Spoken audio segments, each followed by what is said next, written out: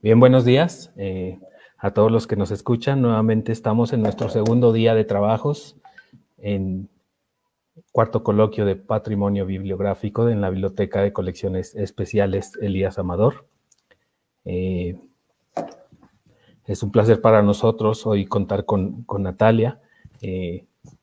Leeré una breve semblanza de nuestra ponente y les comentamos que nos encontramos en la Biblioteca de Colecciones Especiales Elías Amador, en el corazón de la ciudad de Zacatecas, México. Nos encontramos particularmente en la sala 2. Es una sala con un enorme recorrido, sobre todo novohispano, de los siglos XVI al XVIII.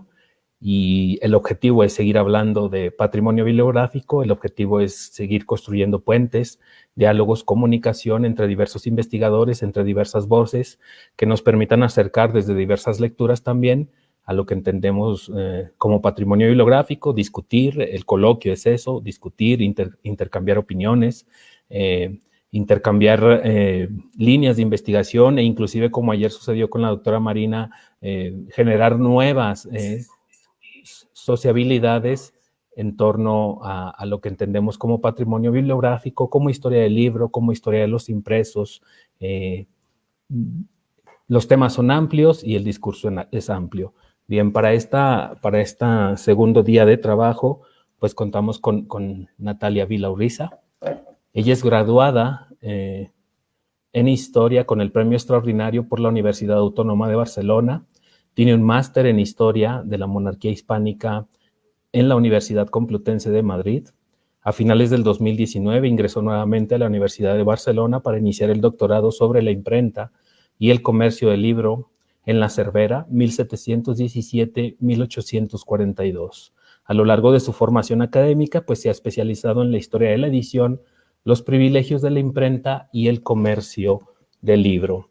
El tema que nos presenta en este cuarto coloquio internacional de patrimonio bibliográfico es la imprenta de la Universidad de Cervera y su privilegio sobre los libros de enseñanza.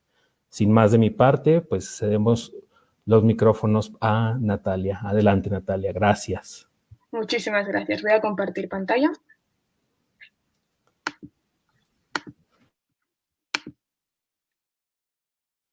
Vale. Pues buenos días. En primer lugar, quisiera dar las gracias a la Biblioteca de Colecciones Especiales Elías Amador y en especial a Juan Carlos Ochoa por invitarme en este coloquio tan interesante y con la participación de investigadores tan llamativos. Me hace muchísima ilusión poder compartir con ustedes algunas nociones de la investigación que estoy realizando en el marco de mi tesis doctoral, una investigación que, como verán, aún está en una fase muy incipiente, aunque ya empieza a vislumbrar algunos progresos bastante interesantes. Para ello voy a trasladarles al otro lado del Atlántico, en una zona de España llamada Cataluña. Justo en su centro y a unos 100 kilómetros de Barcelona se encuentra una ciudad llamada Cervera, que actualmente tiene unos 9.000 habitantes, pero que a principios del siglo XVIII contaba con poco más de 2.000. En 1717, recién terminada la Guerra de Sucesión Española, Felipe V suprimió las 6 universidades que por aquel entonces existían en el territorio y las centralizó en una única institución ubicada justo ahí, en Cervera. Aquí vemos una imagen publicada en un libro de 1839, tan solo 3 años antes de que se suprimiera la universidad. Y bien, las causas de su fundación están todavía muy discutidas. Según el decreto de erección, su creación tuvo que ver con la fidelidad que profesó la universidad a la causa borbónica durante la Guerra de Sucesión. Pero investigaciones más recientes encuentran que podría haber sido la consecuencia de una reforma o un intento de racionalización del sistema universitario catalán. Aquí les he puesto una imagen de la fachada actual, como ven tampoco han tenido muchas modificaciones. Y bien, para que comprendan las características del paraje, Cervera era una población rural con una climatología bastante extrema y alejada de los principales centros políticos y culturales, a pesar de encontrarse en un lugar estratégico, pues por ahí pasaba el camino real que unía Barcelona con Madrid. Poco después de su fundación, Felipe V otorgó a la Universidad de Cervera el privilegio de disponer de su propia imprenta. Por aquel entonces, solo existían 4 ciudades con imprenta en Cataluña. Barcelona, en aquel momento, disponía de 9 talleres en pleno funcionamiento. Con la creación de la imprenta de Cervera, se ponía sobre el tablero un nuevo centro editorial, capaz de surtir un extrarradio bastante extenso, a pesar de que a lo largo del siglo XVIII la imprenta en Cataluña pasó por un proceso de crecimiento y diversificación. Y si en 1721 vemos que hay 5 ciudades con imprenta, en 1799 ya encontramos 14. Cervera nunca había tenido una imprenta y se encontraba muy alejada del resto de las imprentas del Principado. El funcionamiento de la institución académica precisaba de todo tipo de impresos o remiendos para su correcta administración, desde edictos, títulos, estados de oposición, relaciones de méritos, por lo que la imprenta en Cervera surgió como una necesidad, pero también como una fuente de ingresos económicos para la institución. De hecho, se concibió como una renta más de la universidad, gracias al privilegio o monopolio que Felipe V le otorgó sobre varias obras de enseñanza y catecismos, que eran muy rentables por su carácter utilitario y que podrían reportar bastantes beneficios a la universidad. Existían 2 clases de privilegios de imprenta.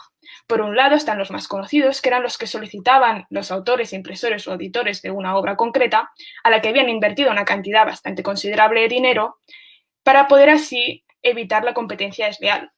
Pero por el otro lado, existían otros privilegios que otorgaba el rey a instituciones, individuos concretos o cargos determinados sobre obras bastante rentables para que funcionaran como una fuente de ingresos. Y es aquí donde debemos ubicar el privilegio de la universidad. Además, existen otros ejemplos que también forman parte de este tipo de privilegios. Están las cartillas para aprender a leer que tenía la Catedral de Valladolid, el privilegio del Hospital General de Zaragoza sobre algunos libros de enseñanza, y después también está el que tenía el portero de estrados del Consejo de Castilla sobre los calendarios de fiestas del reino. Para estudiar la imprenta de la Universidad de Cervera, contamos con bastantes fuentes, ya que era una imprenta institucional y eso ha permitido que se conservara junto con la documentación de la universidad, que ahora mismo se encuentra en el archivo de la Universidad de Barcelona. Está ahí porque se trasladó junto con todos los enseres de la universidad una vez se suprimió. De la imprenta se ha conservado bastante cosa, que no es algo muy habitual en España, donde difícilmente encontramos vestigios de la gestión de los talleres tipográficos y menos aún si se trata de talleres particulares. Los pocos que hallamos también están bastante descontextualizados. Aún así, no deja de estar incompleta esta documentación a causa de los conflictos bélicos de la primera mitad del siglo XIX y la dispersión que sufrió durante su traslado a Barcelona. Quizás por esta razón encontramos algunos legajos de la universidad en el Archivo Comarcal de la Segarra, demarcación donde se encuentra la ciudad de Cervera, aparte de una colección bastante importante de impresos salidos de las prensas de la universidad. También trabajo a menudo con la documentación del Archivo de la Corona de Aragón, donde encuentro pleitos, consultas y cartas acordadas relacionadas con la imprenta de la universidad, y sobre todo documentación notarial de distintos archivos, especialmente de Cervera y de Barcelona, a partir de la cual puedo encontrar información de los agentes del libro de la zona, la gestión del taller y la distribución de los impresos. Todo eso lo complemento con la consulta de libros de distintas bibliotecas que me permiten estudiar la producción del taller y sus características. Algo que llama mucho la atención es que a pesar de estas ventajas documentales, no ha sido una imprenta demasiado estudiada. De hecho, su análisis parte de una publicación de 1916, escrita por Manuel Rubió y Borrás. En realidad es la segunda parte de una obra más extensa que tiene 2 capítulos destinados a la imprenta académica, pero que no se le acaba de sacar el máximo partido a la documentación y se centra sobre todo en la primera mitad del siglo XVIII, ya que le interesa particularmente a este escritor la figura del impresor Manuel Ibarra. Y eso hace que deje bastante desatendida la segunda parte del siglo XVIII y los inicios del XIX. No obstante, esta obra servirá de base para todos los estudios posteriores, que tampoco son muy abundantes. Por otro lado, también existe alguna publicación sobre su privilegio de imprenta, como la del profesor Burgos Rincón y la doctora Marina Ruiz Vargas. Teniendo en cuenta todos estos factores, no es difícil pensar que falta una revisión historiográfica que tenga en cuenta todo el periodo de su existencia, que saque partido al potencial de sus fuentes y que analice tanto la gestión del taller como su producción. Ya desde sus inicios, la imprenta de la universidad tuvo una visión bastante negativa de sus coetáneos, que ha pervivido hasta el día de hoy. Tomamos, por ejemplo, uno de sus profesores, Josep Finestras, que era catedrático en leyes de la universidad, quien en 1741 escribió a su amigo Gregorio Mayans las siguientes palabras: Nuestra imprenta, aunque tomó por patrona la purísima concepción de la Virgen María, creo que fue concebida en pecado original, pues se frustran siempre cuantos proyectos se hacen para adelantarla. Tenemos el almacén lleno de papel encantado que ha costado mucho y por ahora no da provecho alguno. Visto en perspectiva, Si bien es cierto que la imprenta de Cervera tuvo serios problemas de gestión y nunca llegó a ser beneficiosa, sí que resultó útil para la universidad, porque proveyó a la institución de todos los remiendos necesarios para su administración, y este reconocimiento también queda destacado en las fuentes. En 1771, el claustro de la universidad dijo que, a no ser muy precisa la oficina de imprenta para conclusiones, informes de cátedra, edictos y otros remiendos de la universidad, creía el claustro estar obligado a excusarlo. Pero veamos un poco cómo funcionaba la imprenta, a partir del organigrama que les he dibujado en pantalla. Como hemos dicho, se trataba de una imprenta institucional, lo que significa que era la propia universidad quien tomaba las principales decisiones sobre cómo administrarla. Al frente del taller había un impresor que se ocupaba de dirigir todas las impresiones, y según el régimen de su contrato podía tener más o menos responsabilidades. En concreto existían dos tipos de contrato. El más habitual era el de administración, en el cual la universidad tomaba todas las decisiones sobre la gestión de la imprenta y contrataba a un impresor para la dirección de las impresiones y el control de los oficiales. En ese caso, el impresor cobraba un sueldo diario y apenas tenía capacidad de decisión. En cambio, el contrato de arrendamiento, la universidad organizaba una subasta pública y cedía la imprenta al mejor postor. Este no solo se encargaba de supervisar el taller, sino también de sacarle el máximo rendimiento, y a cambio pagaba un canon anual a la universidad. Independientemente del régimen de gestión, la universidad ejercía su control sobre el taller a través de distintos órganos. El que era más próximo al taller era el de los directores de imprenta, un cargo ocupado por 2 catedráticos de la universidad, que según los estatutos debían vigilar que el impresor cumpliera con sus obligaciones. También se ocupaban de dar permiso para imprimir todas las obras que salían del taller, de firmar las entradas y salidas de dinero y tenían las llaves del almacén. Durante las épocas en que la imprenta se gestionaba por administración, dichos directores tenían muchísimo trabajo. El cargo tenía una duración de 2 años, después de los cuales tenían que seguir asesorando a sus sucesores. No era, como podrán imaginarse, un cargo muy deseado entre los catedráticos.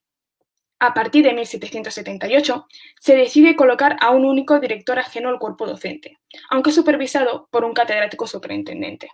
Aparte de estos directores de imprenta, también existían en momentos muy concretos para decir sobre cuestiones muy puntuales o bien para hacer un seguimiento de la dirección del taller, juntas de imprenta que se creaban. Y cualquier decisión tenía que ser discutida por el claustro de profesores y luego ser aprobada por el Consejo de Castilla, que era quien tenía la última palabra de todo. Esta estructura nos permite comprobar de entrada que cualquier decisión que se tomara en materia de imprenta tenía que pasar por muchos órganos de gobierno antes de ser aprobada, y esto hacía que la gestión del taller apenas fuera eficiente. A esto se le suma el hecho de que ni los catedráticos ni los consejeros de Castilla tenían experiencia en el mundo editorial, no eran ni impresores ni libreros. Pasemos a hablar un poco de la producción del taller. Aún no lo he estudiado con mucho detenimiento, pero a partir de catálogos bibliográficos les he construido estas 2 gráficas. Una primera que muestra la media de obras anuales de cada impresor y otra que muestra la producción del taller cada 5 años. En la primera puede llamarles la atención el hecho de que haya un impresor desconocido entre 1788 y 1802. Y es que en este momento no aparece ningún nombre en los pies de imprenta. Y los libros de claustro tampoco nos dan mucha información, ya que se creó una comisión específica para tratar los temas de imprenta que tenía sus propios libros de acta, que no se han conservado. Pero por todo lo demás, esperamos encontrar más información de el individuo que gestionó la imprenta en esta cronología a partir de fuentes complementarias. Si nos fijamos ahora en la producción por quinquenios, vemos que es muy irregular. Y es que hay que tener en cuenta que estas gráficas no representan el principal producto de las prensas, que como hemos dicho eran los remiendos, por su carácter efímero que no ha facilitado su conservación, o bien porque no acostumbran a estar catalogados. Por otro lado, vemos que Cervera no sigue con la tendencia española de crecimiento generalizado de la producción durante la segunda mitad del XVIII. Las razones están todavía por estudiar. Pero veamos, ¿qué imprimía la imprenta de Cervera? He dividido su producción en 4 grupos. El primero serían los remiendos, que como hemos dicho eran el principal producto que salía del taller, y he encontrado algunos ejemplos dentro de las cajas del archivo de Cervera. Vemos un ejemplo de relaciones de méritos de un tal Sebastián Marramón. También se imprimían ahí títulos académicos sobre pergamino,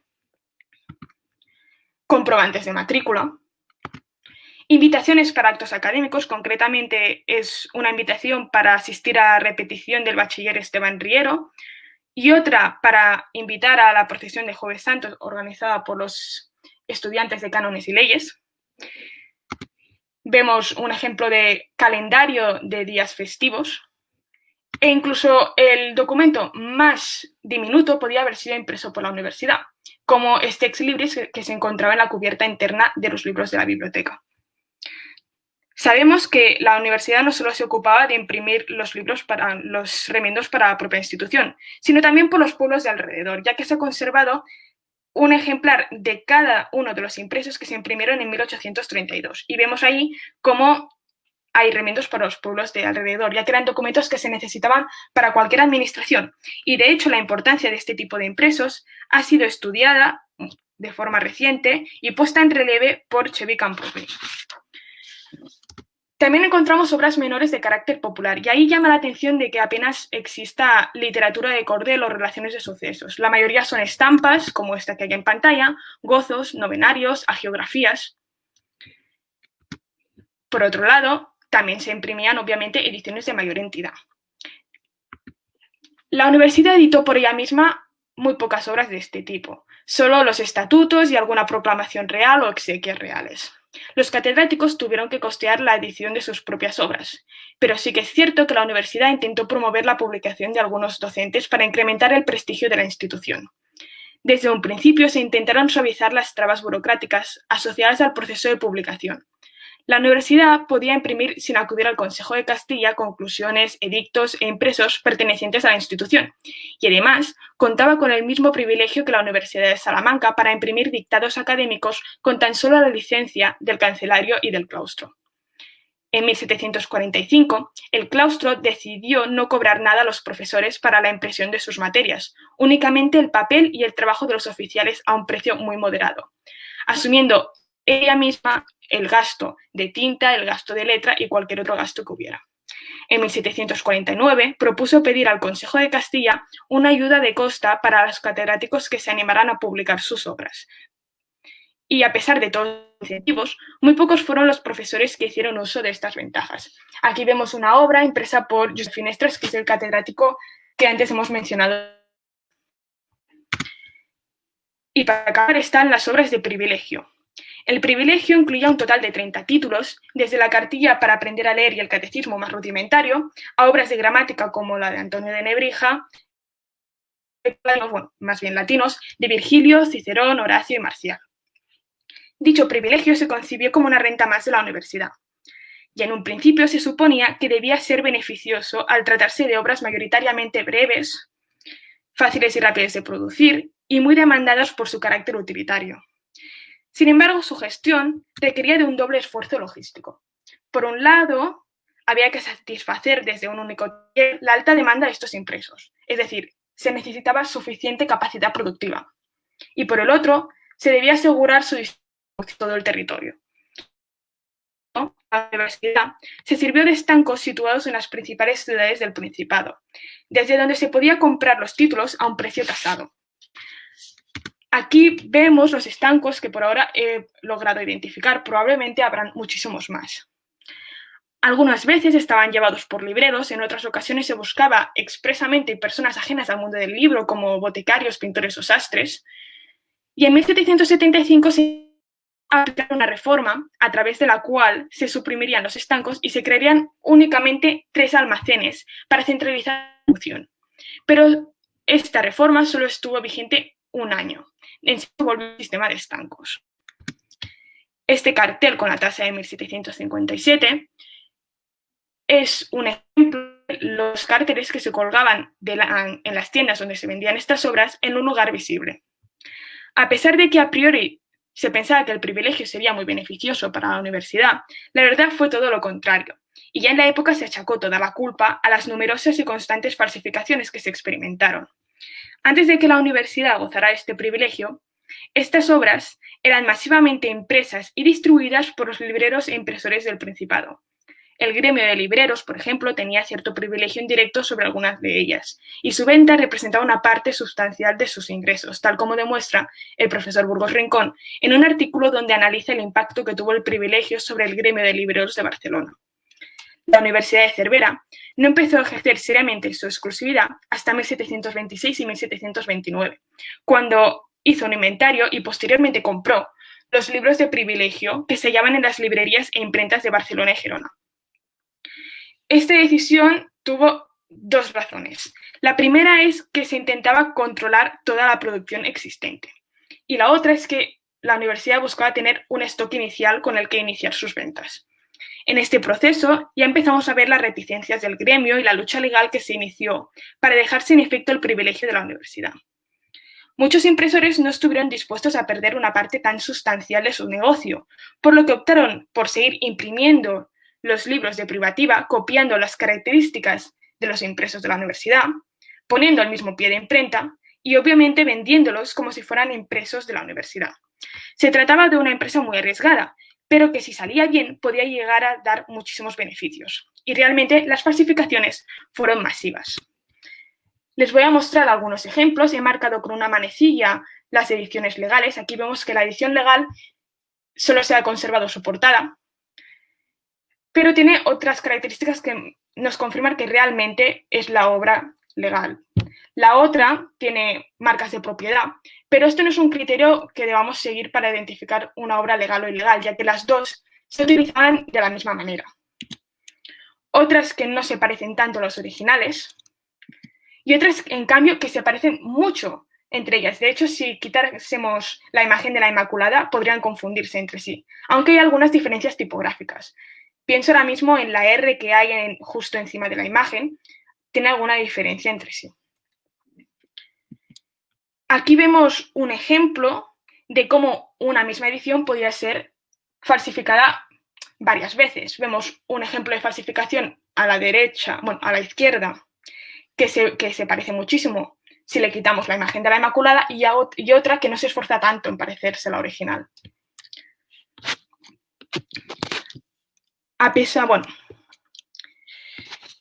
Se puede cuantificar el número de falsificaciones que experimentó la universidad. Llevo unos meses trabajando en ello, consultando y comparando masivamente las obras de privilegio para ver cómo evolucionan, identificar nuevas ediciones y, sobre todo, identificar fraudes. Todavía me queda bastante por hacer, pero por ahora los fraudes representan un 24% de las ediciones consultadas, aunque hay títulos concretos, como las doctrinas cristianas, donde este porcentaje se dispara casi a más del 50%. ¿Qué criterios sigo para detectar las falsificaciones? Básicamente, la comparación de los grabados de la portada. La universidad tuvo 4 o 5 tacos xilográficos que utilizó a lo largo del siglo XVIII y comparándolos he podido hallar diferencias entre ellos.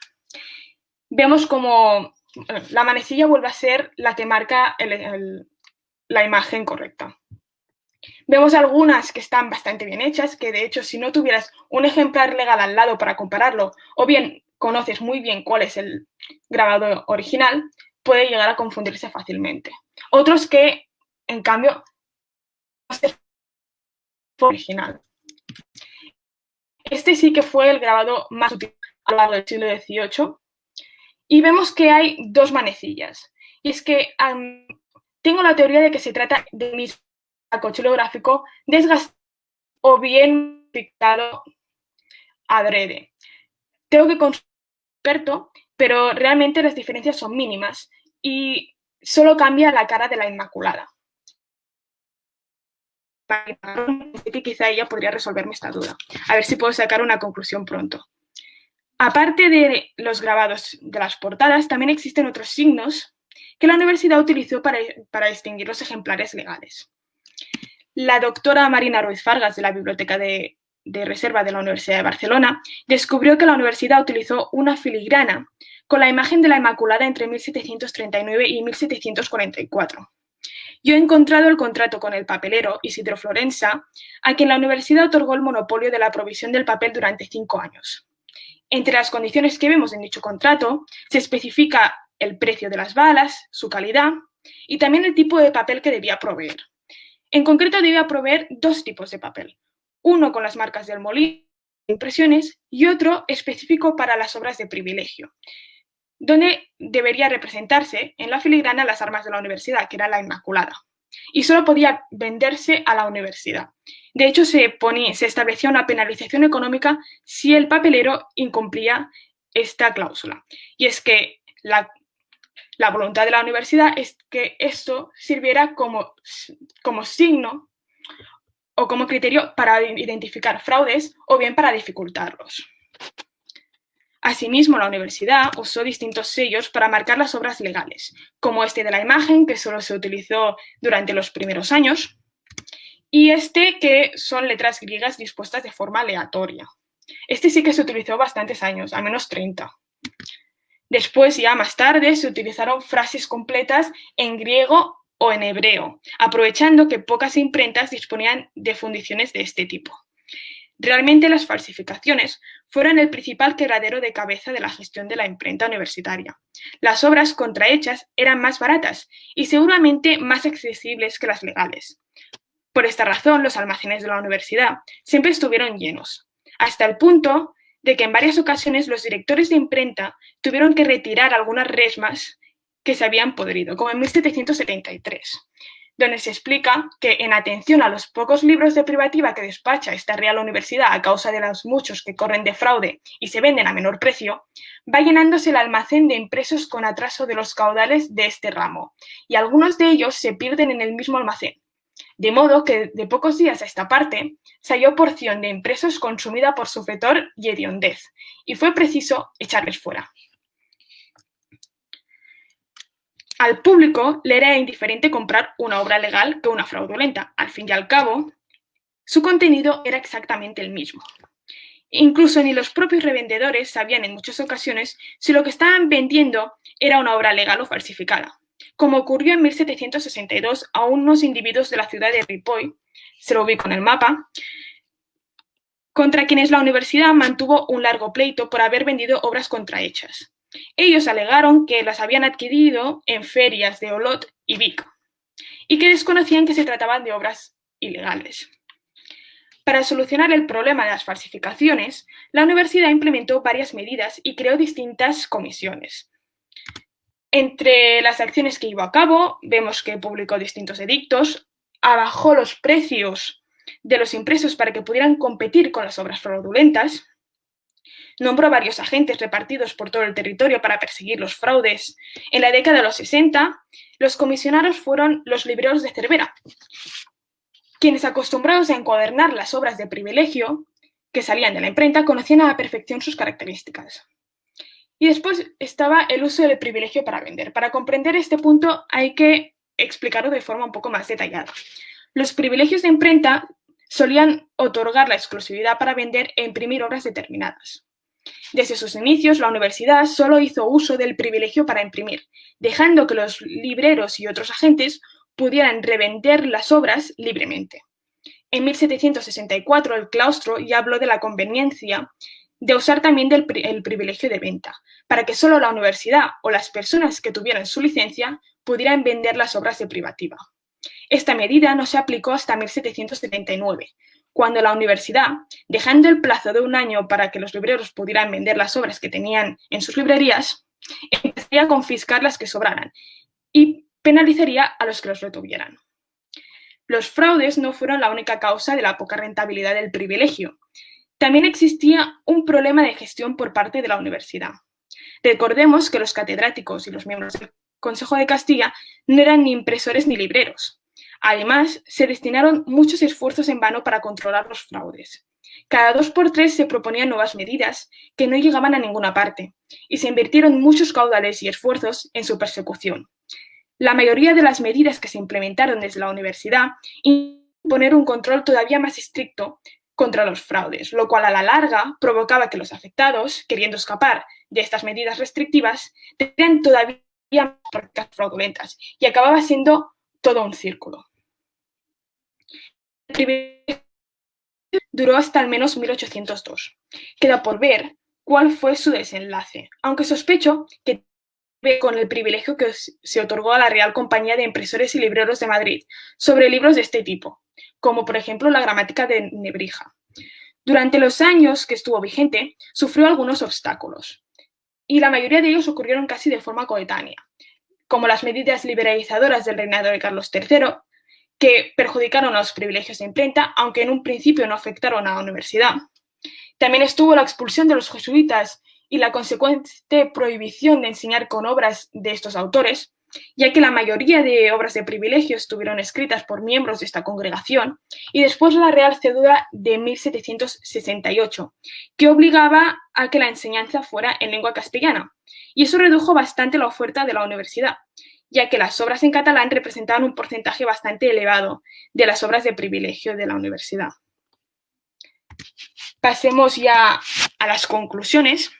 He intentado hacer una breve panorámica del funcionamiento de la imprenta de la Universidad de Cervera y su privilegio, procurando contextualizar lo mejor posible las características del lugar donde se desenvolvió para tener presente su punto de partida. Queda, sin embargo, mucho por hacer. Tengo que acabar de reconstruir su trayectoria. El siglo XVIII lo tengo bastante avanzado, pero me falta todavía por explorar gran parte del XIX, un periodo en el cual la imprenta estuvo varias veces al servicio político durante los conflictos bélicos que tuvieron lugar en esta cronología. Durante la Guerra de Independencia, la imprenta de la universidad tuvo que trasladarse a la ciudad de Solsona, desde donde se encargó de imprimir circulares y proclamas políticas y militares. Durante el trienio liberal, la imprenta académica se convirtió en una imprenta de campaña al servicio del ejército de Espoz y Mina. Por otro lado, espero terminar pronto con el trabajo de las ediciones de privilegio para centrarme más particularmente en el análisis del resto de la producción, que junto a su contexto puedan explicarme las causas de sus fluctuaciones. Muchísimas gracias. A ver.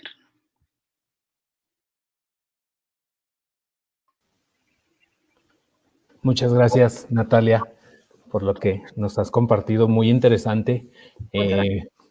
Mientras se van animando, bueno, ya tenemos algunas preguntas, pero mientras se van animando, a mí me gustaría preguntarte de qué tanto se replica para el modelo español, europeo, este debate sobre el privilegio de imprenta o sobre la impresión de algunos libros sin privilegio. ¿Qué tanto nos puedes comentar sobre eso? Pues hay bastantes cosas que comentar. En primer lugar, tampoco han sido muy estudiados por ahora los privilegios de imprenta. He encontrado muy pocas obras y queda mucho por hacer todavía. Pero realmente las falsificaciones eran algo anejo a los privilegios de imprenta, ya que cualquier medida de control siempre implica la búsqueda de cómo revertirla. Pero bueno, de todas formas, insisto que mi investigación es muy incipiente y falta muchísimo por hacer, así que tampoco puedo explayarme mucho. Bien, gracias. Por ahí nos preguntan que, bueno, lo mencionaste, pero nos pregunta la investigadora Erika Yadira de qué tipo de textos se imprimían en la imprenta, y también nos pregunta que si en los textos de los jesuitas había algo de ciencia. A ver, se imprimían, no sé si se refiere a las obras de privilegio o las obras en general. Las obras en general hemos visto que lo más importante eran las obras menores que servían para la administración, y después obras de profesores, obras de carácter popular que vendían mucho y permitían un mejor sustento de la imprenta, y después las de privilegio, que eran únicamente, la mayoría eran o bien cartillas para aprender a leer, catecismos de la doctrina cristiana, como el Catecismo de Belarmino, gramáticas como la de Nebrija. Después había una muy utilizada en la Corona de Aragón, que era la de Torrella.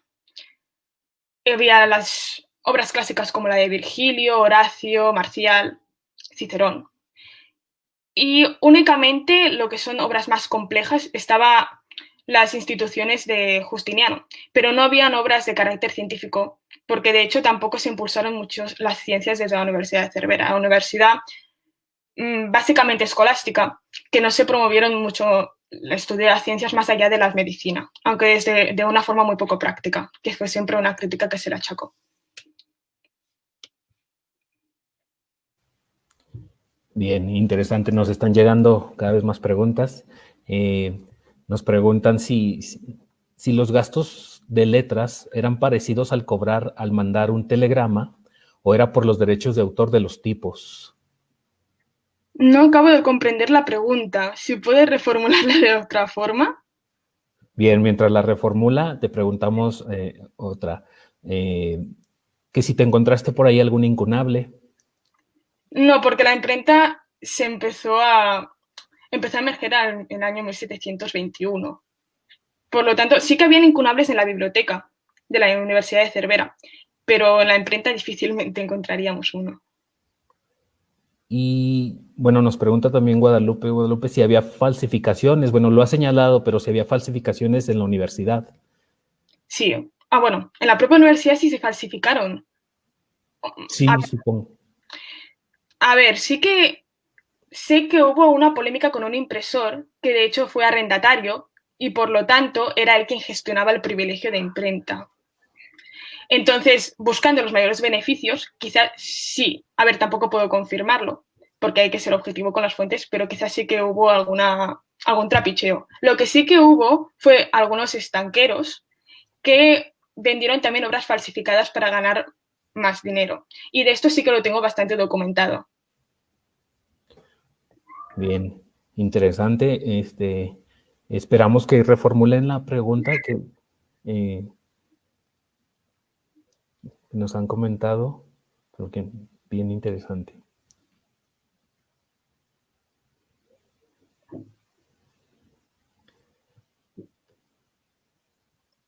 Si no, vuélvela a poner e intentaré. Sí, ahí estás. Los gastos de letras están parecidos al cobrar al mandar un telegrama o eran los derechos de autor de los tipos. Es que no acabo de comprender si se trata del gasto de las letras de los tipos en sí, o sea, de hacer las fundiciones, o no sé. Lo siento.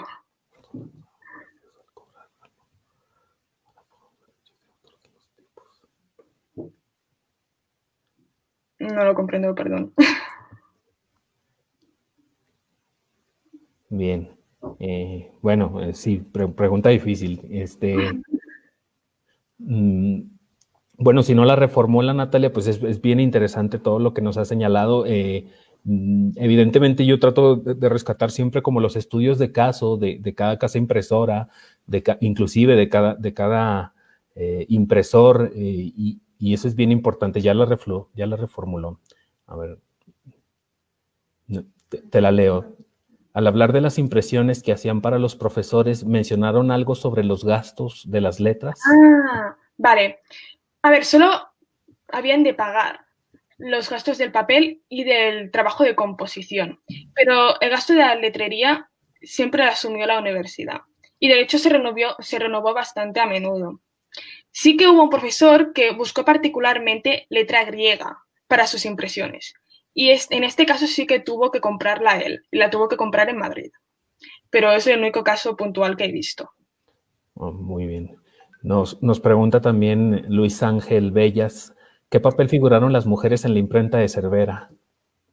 Esta es una pregunta que podría estarme horas hablando de ello, ¿eh? Pero hubo en concreto dos impresoras descendientes de la familia Ibarra.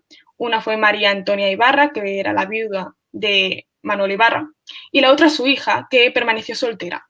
Y estuvieron gestionando la imprenta entre 1757 y 1788. Y bueno, es que tampoco sé qué explicar mucho más, pero fueron las que gestionaron el taller y encontramos bastantes testimonios de que realmente ellas tuvieron un papel muy activo, al que siempre se ha dicho que no existía entre las mujeres. Y vemos también en muchos memoriales que explican qué hacían. De hecho, sabemos que Antonia Ibarra, que era la mujer soltera, sabía componer en letra griega y era la única que sabía hacerlo en la imprenta. Por lo tanto, todas las composiciones que están en griego sabemos que las hizo ella. Y lo dejo aquí para no continuar porque podría estarme bastante.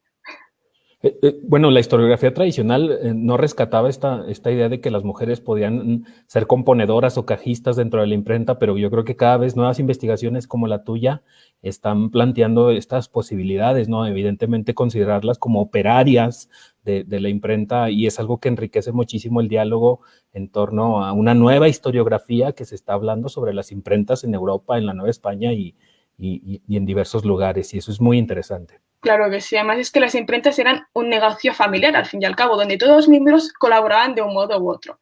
Teníamos la imagen de que las imprentas simplemente había dos trabajos, que era el de composición de los cajistas y después el prensado, pero existían muchísimos trabajos que requerían mano de obra, como la preparación del papel, la preparación de la tinta o la limpieza de los tipos. Entonces ahí es donde participaban de forma bastante activa tanto los hijos como las mujeres. Sí, de acuerdo.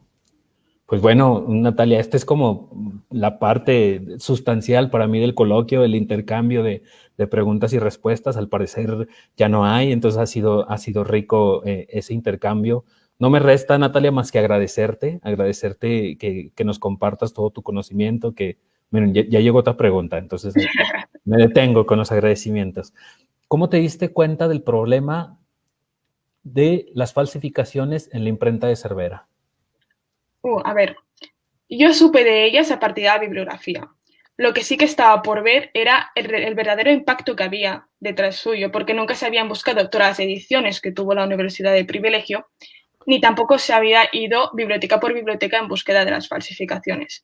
Entonces, todo ha sido a partir de prueba y error, de consultar muchos impresos de las mismas ediciones para ver si se parecían, si no se parecían, y ha sido un proceso que ha tardado meses en encontrarle la dinámica. Ahora, simplemente con ver la portada de una obra ya puedo ver si es falsificada o no.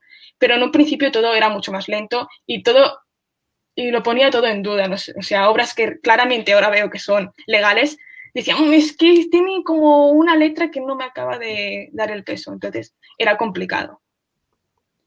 Sí. Pues el coordinador estatal de bibliotecas, Dimitrio Quesada, pues te agradece también por esta investigación, por tu exposición tan fresca, tan dinámica. Yo asimismo me uno a estos agradecimientos, todo el equipo del coloquio, todo el equipo de la Biblioteca de Colecciones Especiales Elías Amador, pues no nos resta más que agradecerte, Natalia. Ha sido un verdadero placer escucharte. Es muy enriquecedor escuchar otras voces, nos contribuye a todos los que estamos trabajando y dialogando en torno al libro. Muchísimas gracias a vosotros por invitarme, de verdad. Y bueno, no nos resta más que invitarlos mañana, compartan en sus redes sociales. Mañana sería nuestra tercera jornada de trabajos en este cuarto coloquio de patrimonio bibliográfico. Mañana escucharemos a la doctora María Cristina Pérez Pérez del Externado de Colombia con la ponencia Imágenes religiosas impresas, la circulación transatlántica de estampas entre Flandes, Sevilla y Tierra Firme en el siglo XVII. A todos los que nos ven, a todos los que nos escuchan y nos comparten, les agradecemos y nos encontramos mañana. Muchas gracias. Muchas gracias, adiós.